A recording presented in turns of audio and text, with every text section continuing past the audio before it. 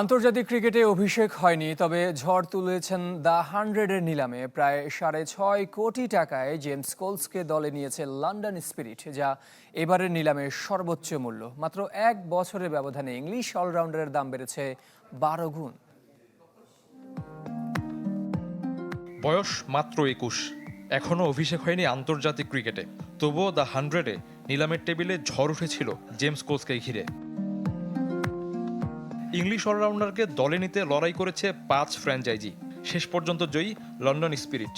75,000 pound ভিত্তিমূল্যের কোচকে নিতে তাদের গুনতে হয়েছে 3,90,000 পাউন্ড, টাকায় যা প্রায় 6.5 কোটি। তাতেই দ্য 100-এর নিলামে সবচেয়ে দামি ক্রিকেটার বনে গেছেন কোলস। গেল আসরে সাউদার্ন ব্রেভে খেলেছিলেন 31,000 পাউন্ডে, এবার পেলেন 12 গুণ বেশি অর্থ।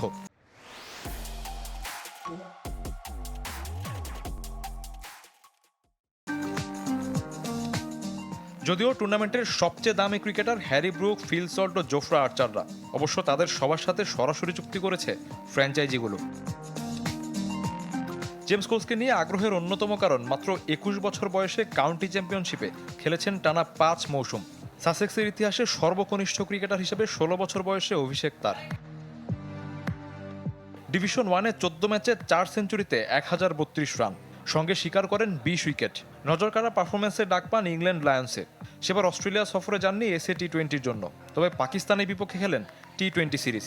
3 ম্যাচে শিকার করেন সর্বোচ্চ 8 উইকেট। এক ম্যাচে ব্যাটিংয়ে নেমে 30 বলে করেন 48 রান। প্রতিভাবান অলরাউন্ডার জেমস কোলস কি তাহলে শিগগিরই ডাক পাবেন জাতীয় দলে? শফিউদ্দিন শাওন, চ্যানেল 24।